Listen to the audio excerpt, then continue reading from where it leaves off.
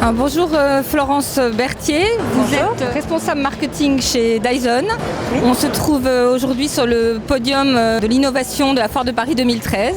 Est-ce que vous pouvez nous parler un petit peu du Dyson Airblade Tap qui non seulement sèche les mains mais désormais les lave aussi? Oui, tout à fait, c'est exactement ça. Alors on présente aujourd'hui sur le podium de l'innovation donc le Dyson Airblade Tap. On a réussi à intégrer sur ce produit qui est une véritable innovation de rupture. Pour la première fois, on intègre dans le même appareil le lavage et le séchage des mains. Donc on a deux capteurs infrarouges différents en fait, qui se trouvent ici en dessous. Un capteur qui déclenche le lavage quand on met les mains en dessous, puis on écarte les mains sur les côtés. Et là, on sèche les mains. Le séchage se fait en 12 secondes avec de fines lames d'air sur les côtés qui viennent vraiment balayer l'eau des mains. Et on ne chauffe pas du tout l'air, contrairement à certains autres sèche-mains.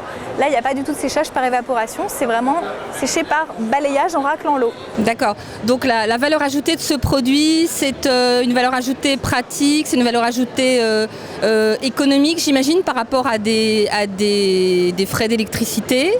Oui. Quels autres points forts ? Alors les points forts, ils se résument en, on va dire, 5 ou 6 grands points.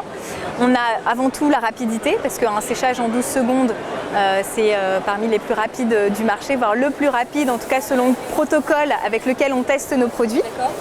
On a l'hygiène, puisqu'on filtre l'air également. Donc le filtre ne se voit pas, il est dans le bloc moteur en dessous, mais on filtre l'air avant de le souffler sur les mains, donc on a vraiment un séchage qui se fait de façon hygiénique.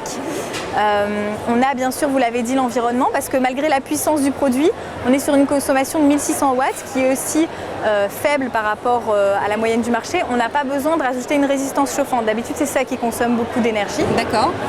Donc là, avec la consommation électrique, on fait des économies et sur la facture d'électricité, et sur les émissions de carbone aussi, qui sont très faibles par rapport aux autres solutions de séchage. D'accord. On a aussi un plus design indéniable, parce que bien sûr il détonne par rapport à ce qu'on peut connaître en matière de sèche-main. Est-ce que ça vous a valu déjà un certain engouement du public, puisque je rappelle que c'est un produit qui est avant tout présenté dans le contexte professionnel? Oui, alors effectivement, on a une gamme de sèche-mains chez Dyson, c'est pas le seul, on en a lancé plusieurs en début d'année. On a une gamme de sèche-mains depuis déjà 5 ans maintenant sur le marché français, qui sont pas mal destinés au grand public, aux professionnels, aux collectivités, etc. Mais ce produit-là, lors de son lancement en février, a connu un grand engouement auprès du grand public. Alors est-ce que c'est la forme, est-ce que c'est le côté très innovant? Je pense qu'il y a plusieurs paramètres, mais on peut tout à fait y trouver un intérêt pour les particuliers.